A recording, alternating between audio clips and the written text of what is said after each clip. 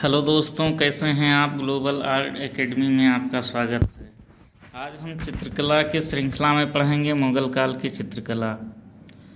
मुग़ल काल की चित्रकला की बात करें तो ये 16वीं शताब्दी से लेकर के 19वीं शताब्दी तक फली फूली, और एग्जैक्ट डेट में अगर माने तो 1550 से लगभग 1875 तक इसका समय काल रहा।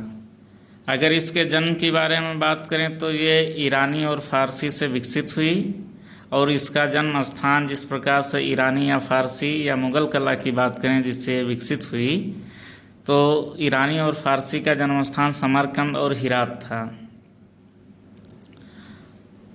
15वीं शताब्दी में फ़ारस की कला तैमूर वंश के संरक्षण में उत्कर्ष को प्राप्त हुई, यानी कि जो फ़ारसी कला थी उसका मुख्य संरक्षण तैमूर वंश के शासकों के हाथ में था। तैमूर का पुत्र शाहरुख स्वयं कवि था। उसने अपने दरबार में कवियों और चित्रकारों को आश्रय दिया, जिसमें बेहजाद सबसे उत्तम कलाकार हुआ, जो सबसे पहले सुल्तान हुसैन बेगरा का दरबारी चित्रकार रहा, और फिर उसकी मृत्यु के पश्चात वह सुल्तान शाह इस्माइल के संरक्षण में कार्य करता रहा। अब यहाँ से प्रश्न जो बनेगा कि ईरानी शैली या फ़ारसी शैली का जन्म स्थान कहाँ था, तो हमें समरकंद और हिरात बताना है। इसका मतलब उद्भव कब हुआ, तो 15वीं शताब्दी में। ये प्रश्न बन सकते हैं। ईरानी शैली या फ़ारसी शैली का संरक्षण किसके हाथ में था, या किस वंश में था, या किस शासकों ने इसको किया, तो तैमूर वंश। अब इसके बाद देखते हैं आगे। 16वीं शताब्दी तक एक उच्च फ़ारसी ईरानी शैली के रूप में विकसित हुई। बाद में यही ईरानी शैली मुग़ल शासकों के साथ भारत आई। यानी जब मुग़ल भारत आए 1526 में, कौन आया, बाबर, और उनके साथ कौन सा कलाकार आया था, बेहजाद।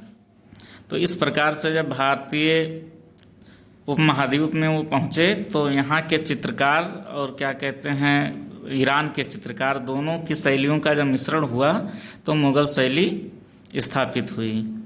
इस्लाम में मानव या जीवधारियों को चित्रित करना धर्म निषिद्ध था। यही कारण था कि चित्रकला में सूक्ष्म अलंकारिक आलेखनों एवं ज्यामितीय रूपाकारों का अत्यधिक विकास होकर रूप निखर आया। कहने का मतलब है, जो ईरानी शैली थी तो वो ज़्यादातर अलंकारिक आलेखन बनाए जाते थे और ज्यामितीय पैटर्न बनाए जाते थे। रीज़न क्या था कि इस्लाम धर्म में मानव और जीवधारियों का चित्रांकन करना निषिद्ध माना गया था। किसके अनुसार, शरीयत और कुरान के अनुसार।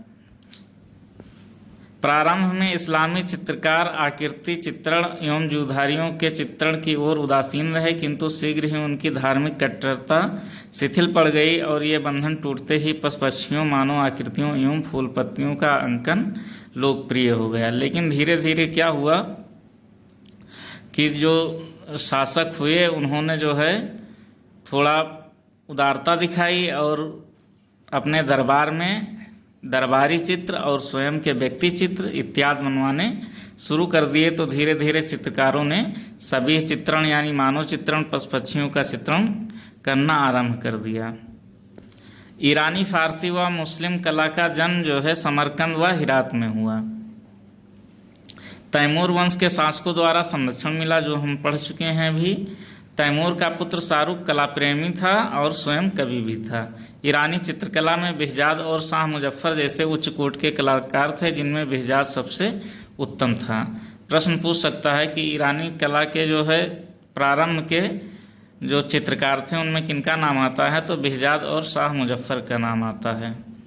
बेहजाद सबसे पहले सुल्तान हुसैन बोगरा का दरबारी चित्रकार था। इसकी मृत्यु के पश्चात वो सुल्तान शाह इस्माइल के संरक्षण में काम करने लगा।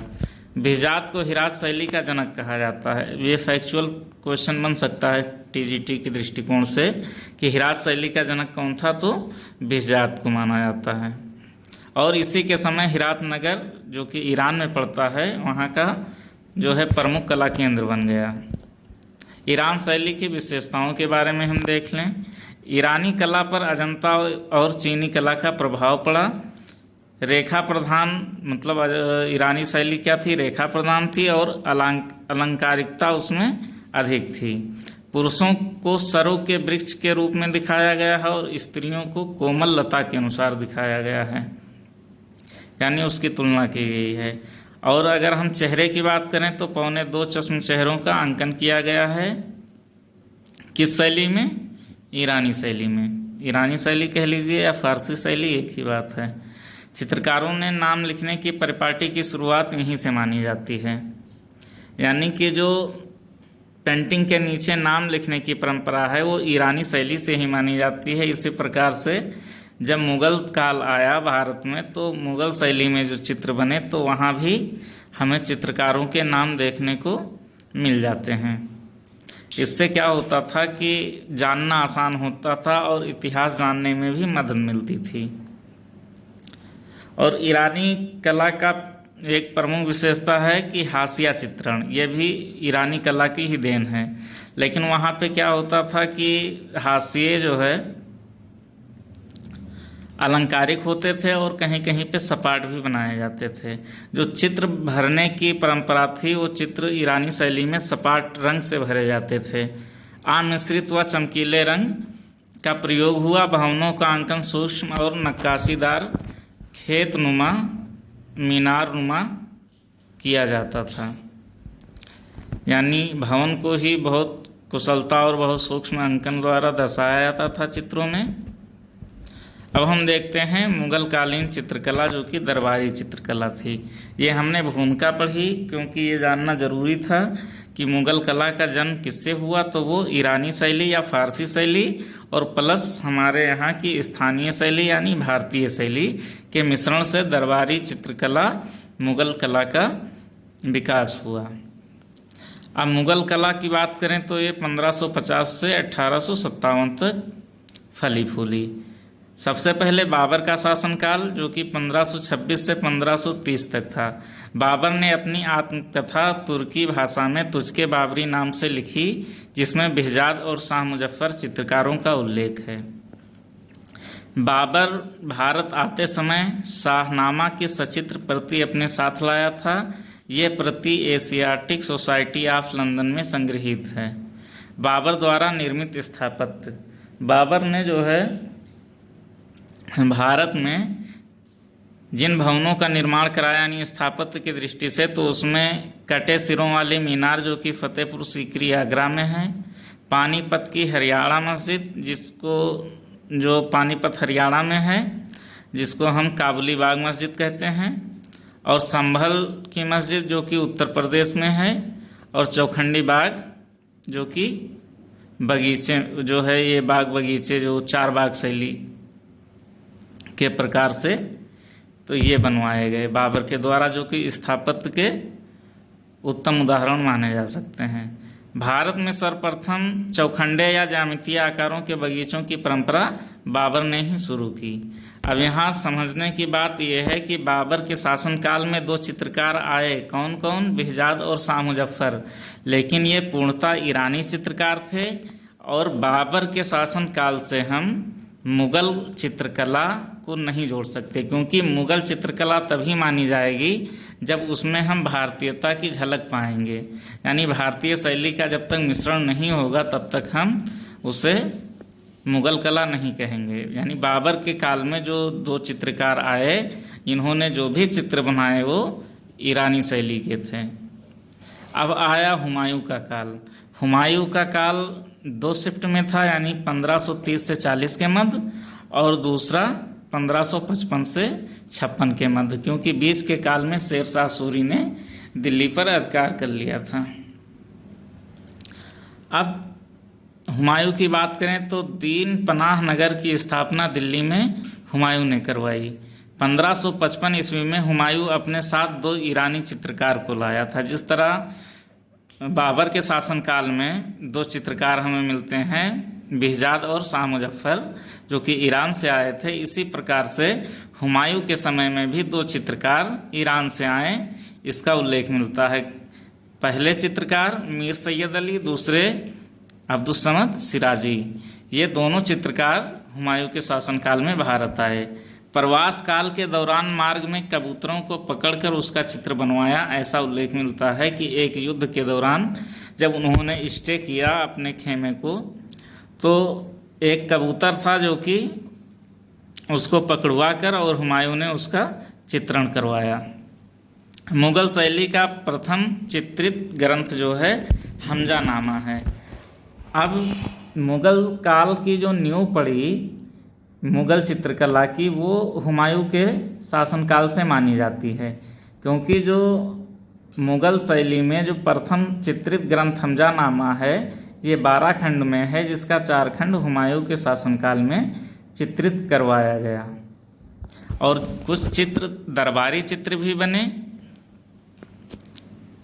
तो इसलिए माना जाता है कि हुमायूं के समय में मुगल कला की नींव रखी गई। अब अकबर का काल हम देखेंगे 1556 से 1605 ईस्वी। अबुल फजल जो कि इतिहासकार हैं, उन्होंने अकबरनामा का लेखन पंचतंत्र का फारसी अनुवाद जो है किया। अकबरनामा भी लिखा और पंचतंत्र का फारसी अनुवाद भी किया। किसने? अबुल फजल ने। अकबर की चित्रशालाएं, अकबर के समय में 3 स्थान पर उसकी चित्रशालाएं रहीं, आगरा, फतेहपुर सीकरी और लाहौर। बचपन में अकबर ने अब्दुल समद सिराजी से कला की शिक्षा प्राप्त की। आईने अकबरी के अनुसार अकबर ने बचपन में हेमू का चित्र बनवाया था।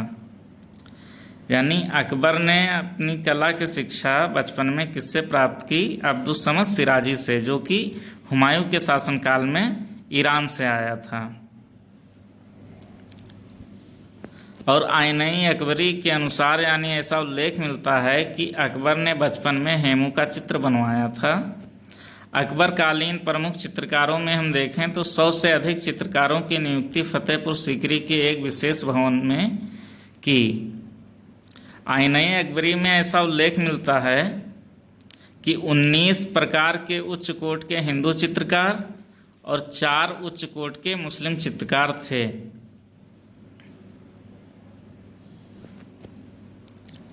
हिंदू चित्रकारों में बात करें तो माधव, केशव, जगन्नाथ, दशवंत, बसावन, मुकुंद, तारानाथ, सावलदास, महेश और हरिवंश आदि आते हैं। मुस्लिम चित्रकारों की बात करें तो फारूक बेग, अब्दुल समद और मीर सैयद अली और मिस्किन, जो कि मिस्किन भारतीय मुस्लिम थे। वकायत बाबरी के अनुसार 19 उच्च कोट के हिंदू चित्रकार और 3 उच्च कोट के मुस्लिम चित्रकार का उल्लेख मिलता है।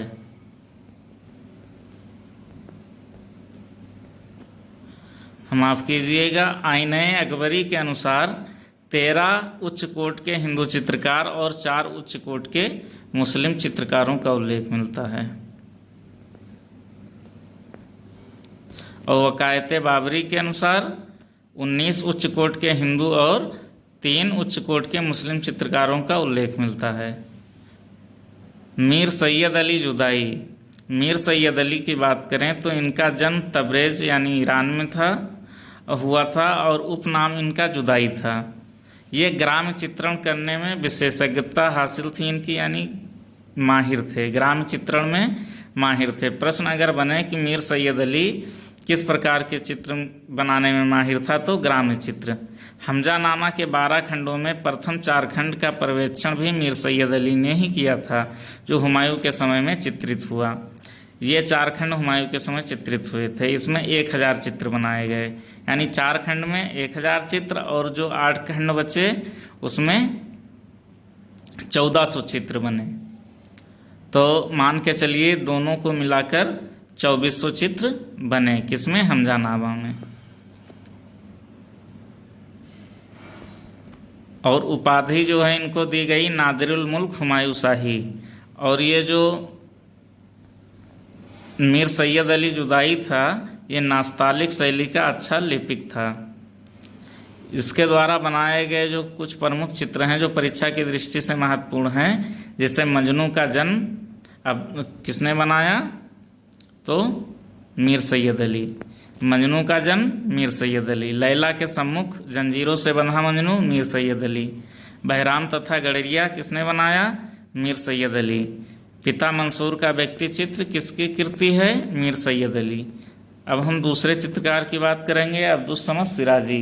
ये हुमायूं के साथ 1555 में भारत आया। हुमायूं तथा अकबर ने इससे चित्रकला की शिक्षा ली।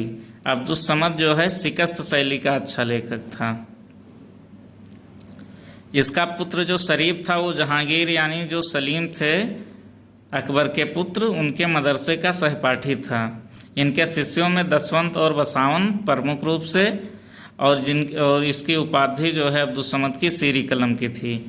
हमजानामा के अंतिम 8 खंड जो है उसका पर्यवेक्षण अब्दुस्समद ने किया, जिसमें 1400 चित्र बने, जो कि बताया जा चुका है। इसने चावल तथा अन्य सूक्ष्म बीजों पर भी विस्तृत चित्र बनाए हैं। कहा जाता है कि एक युद्ध का चित्रण जो है एक चावल के दाने पर अब्दुस्समद ने कर दिया था। अब दसवंत की बात करते हैं। जयपुरी तथा आराइसी शैली में हस्तसिद्ध था। रज्मनामा के 21 चित्रों में दसवंत के नाम का उल्लेख मिलता है। भारतीय देवी देवताओं का चित्रण सुंदरता से करता था। यह प्रश्न कई बार पूछा जा चुका है कि भारतीय देवी देवताओं का चित्रण मुगल काल में किसने किया प्रमुख रूप से, तो दसवंत का नाम आता है। इसने पागल होकर आत्महत्या कर ली थी, ये भी प्रश्न पूछा जा चुका है। बसावन की बात करें तो बसावन रज्मनामा, बहारिस्तान जामी, दराबनामा और अक्सामा आदि ग्रंथों में दसवां जो है बसावन का नाम मिल जाता है। राय कृष्णदास के अनुसार बसावन पृष्ठिका बनाने, आकृति के आलेखन, रंग लगाने, सभी लगाने तथा चित्रकारी के कई अन्य अंगों में सर्वोत्तम था। इसके चित्रों में यूरोपीय प्रभाव दिखाई पड़ता है। यानी प्रश्न अगर ये बनता है कि किसके काल में यूरोपीय प्रभाव दिखाई देने लगा था या शुरुआत हुई थी, तो हम अकबर का समय बताएंगे। और अगर ये प्रश्न बनता है कि पूर्ण रूप से दिखाई देने लगा था या यूरोपीय चित्रण हुआ, तो हम शाहजहां के शासनकाल को बताएंगे। अब बसावन की बात करें तो इसके पुत्र का नाम मनोहर था। इसने 40 वर्षों तक काम किया और लगभग 200 चित्रों का निर्माण किया। विशेषताएं और चित्र, जो बसावन था ये विकर्ण चित्र बनाने में अग्रणी था।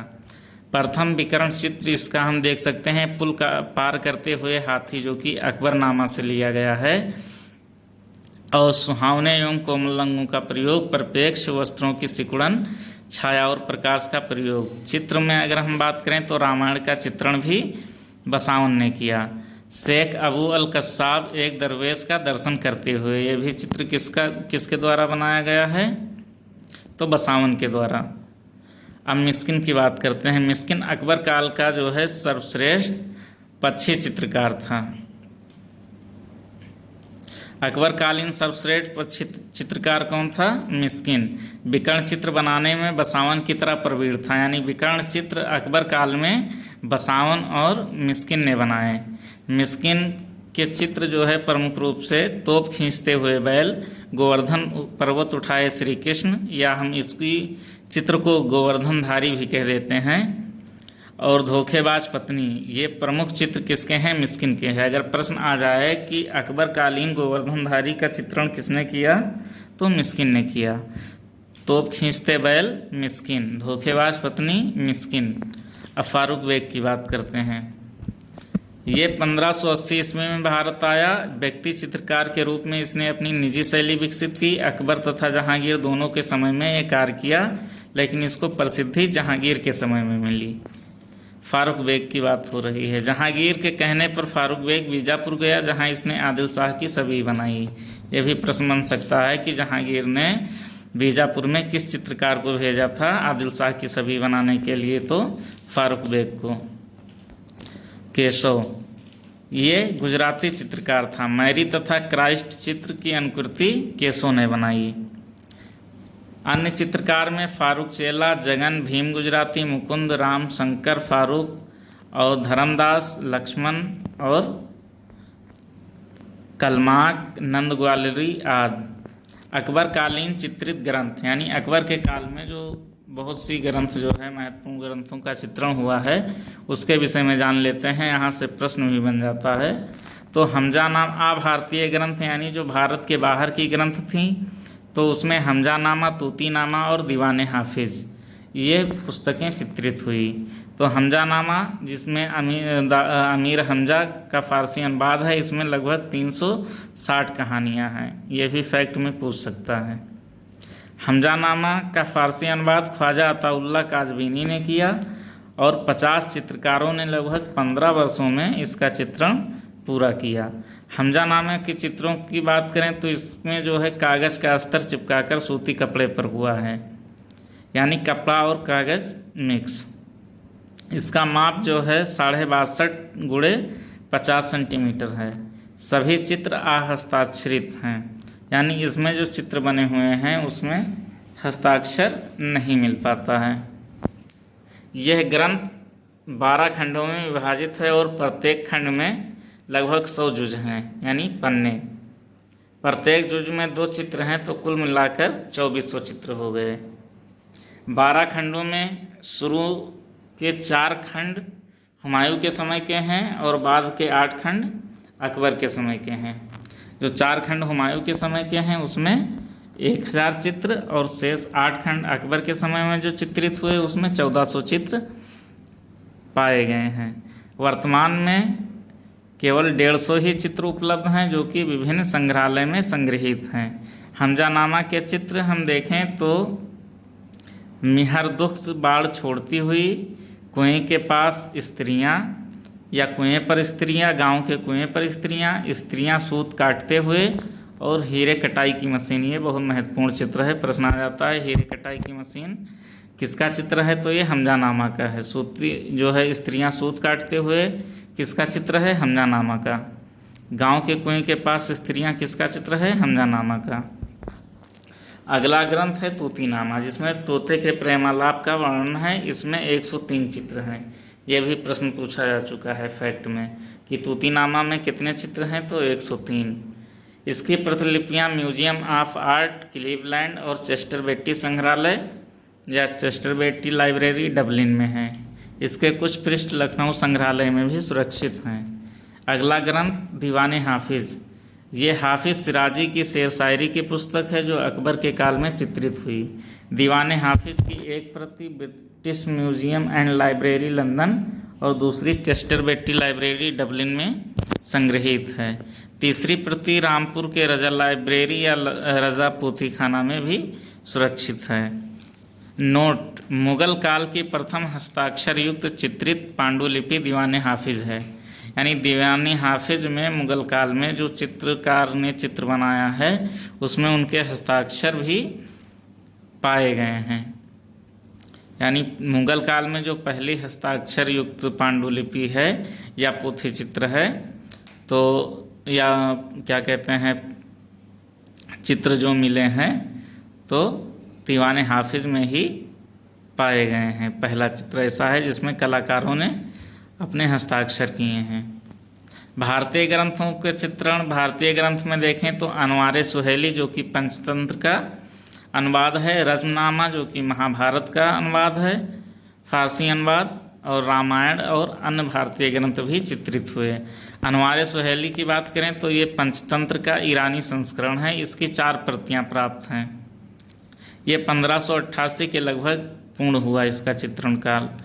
इसी पंचतंत्र का एक अरबी अनुवाद है जिसको कलीले दिमनाह कहते हैं, और रज़्मनामा जो कि महाभारत का फारसी अनुवाद है, ये अब्दुल कादिर बदायूनी ने महाभारत का फारसी अनुवाद रज़्मनामा नाम से किया था। अब्दुल कादिर बदायूनी संस्कृत, अरबी और फारसी का प्रसिद्ध विद्वान था। यह ग्रंथ 1582 से 1589 के बीच चित्रित हुई। इसमें लगभग 169 चित्र 3 जिल्दों में बटे हुए हैं। अगर प्रश्न बनता है कि रज़्मनामा में कितने चित्र हैं, तो 169 चित्र। इनको पूर्ण करने में लगभग 50 चित्रकारों का योगदान रहा। रज़्मनामा के 21 चित्रों पर दशवंत का नाम मिलता है। उस समय इस कार्य पर लगभग 4 लाख रुपये का खर्चा हुआ था। Colonel T.H. हैंडले ने अपनी पुस्तक में रज़्मनामा के 148 चित्र छापे थे। इसकी प्रथम प्रति सवाई मान सिंह संग्रहालय जयपुर में है। द्वितीय प्रति British museum and library London में है। अगला ग्रंथ रामायण, इसकी भी एक सचित्र प्रति सवाई मानसिक संग्रहालय जयपुर और अन्य भारतीय ग्रंथ कथाओं का भी चित्रण हुआ है, जिसमें अथर्ववेद का फारसी अनुवाद हाजी इब्राहिम द्वारा किया गया, राजतरंगिणी का फारसी अनुवाद मुल्ला शाह मोहम्मद शाहीवादी द्वारा किया गया, नल दमयंती का फारसी अनुवाद फैजी द्वारा किया गया, हरिवंश पुराण का फारसी अनुवाद मौलाना शेरी द्वारा किया गया, लीलावती का अनुवाद फैजी द्वारा किया गया। अब ऐतिहासिक कथा ग्रंथों का चित्रण हुआ, उसके बारे में देखते हैं। अकबरनामा, इसके 117 चित्र में Victoria and Albert museum London में संग्रहित हैं। यानी अकबरनामा के कितने चित्र? 117 चित्र। सलीम का जन्म तथा रणथंभौर की घेराबंदी, ये अकबरनामा का प्रमुख चित्र माना जाता है। और अकबरनामा का सबसे उत्कृष्ट और सबसे अच्छा चित्र सलीम का जन्म माना जाता है। अब बाबरनामा, इसका फारसी अनुवाद अब्दुल रहीम खानखाना ने किया। इसकी एक प्रति अकबर को सन 1589 में भेंट स्वरूप मिली थी। इसकी एक प्रत राष्ट्रीय संग्रहालय नई दिल्ली में है। इस प्रत को लगभग 48 चित्रकारों ने चित्रित किया, जिसमें कुल 144 चित्र हैं। बाबरनामा में कुल कितने चित्र हैं? 144। अकबरनामा में 117। बाबरनामा की बात हो रही है। इसकी दूसरी प्रत ब्रिटिश संग्रहालय लंदन में है। इसमें मंसूर के द्वारा बनाए गए पशुओं के सुंदर रेखांकन हैं। खानदान तैमूरिया, यह ग्रंथ में तैमूर वंश से लेकर अकबर के 1577 तक की घटनाओं का वर्णन है। किस पुस्तक में? खानदान तैमूरिया में। खानदान तैमूरिया में कितने चित्र बने? तो इसमें 132 चित्र बनाए गए। यह पुस्तक खुदाबख्श ओरिएंटल लाइब्रेरी पटना में रखी हुई है।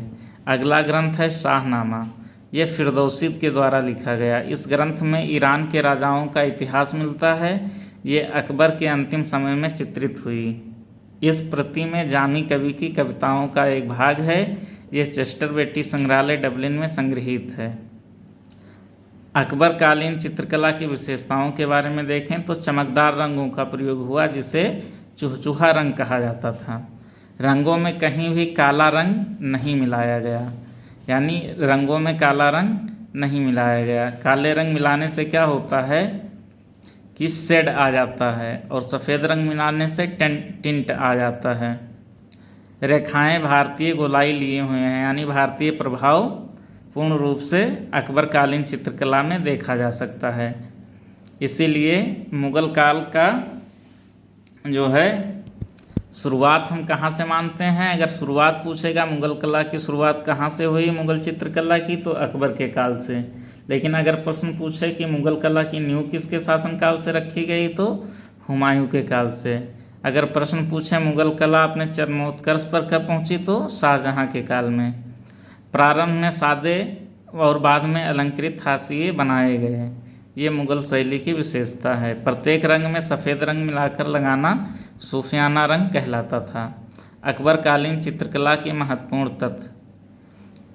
अकबर काल में भित्ति चित्रकारी भी हुई, जो कि फतेहपुर सीकरी तथा दिल्ली के ईसाई विषयों पर आधारित भित्ति चित्रांकन भी करवाया। हम जो फतेहपुर सीकरी के महल में देख सकते हैं भित्ति चित्रण हुआ है। अकबर ने जब अहमदाबाद पर आक्रमण किया था, तो उसके साथ में 3 चित्रकार भी आए थे, जिसमें सावलदास, जगन्नाथ और तारानाथ। इनका नाम महत्वपूर्ण है। सावलदास ने इस युद्ध, अहमदाबाद का जो युद्ध था, उसका चित्रण किया था। अकबर कालीन संगीतज्ञों में बाज बहादुर, बैजू बावरा, रामदास, तानसेन, गोपाल हरिदास तथा सुजान प्रमुख थे। नरहरिदास, रसखान, तुलसीदास, श्री कुमार अकबर के समकालीन थे, जो कि सूफी संत थे।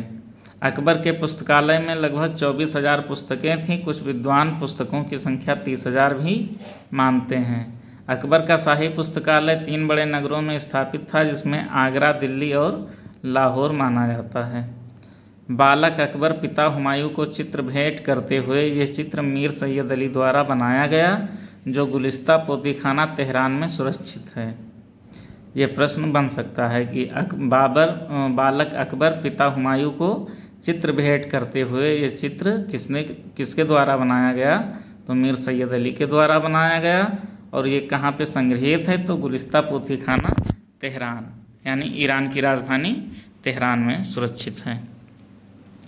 राय कृष्णदास के अनुसार अकबर के काल में 20,000 चित्र बने।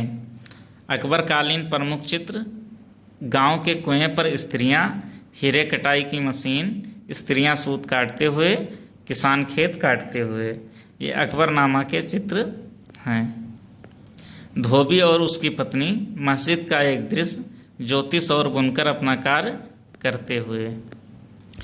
ये हमने जो है मुग़ल कला की शुरुआत से लेकर के और अकबर कालीन तक जो भी महत्वपूर्ण तथ्य थे उनके बारे में हमने जाना। अब इसका जो दूसरा पार्ट आएगा उसमें हम शाहजहाँ से लेकर के और औरंगजेब के काल तक की चित्रकला के विषय में जानेंगे। आज के लिए इतना ही, धन्यवाद।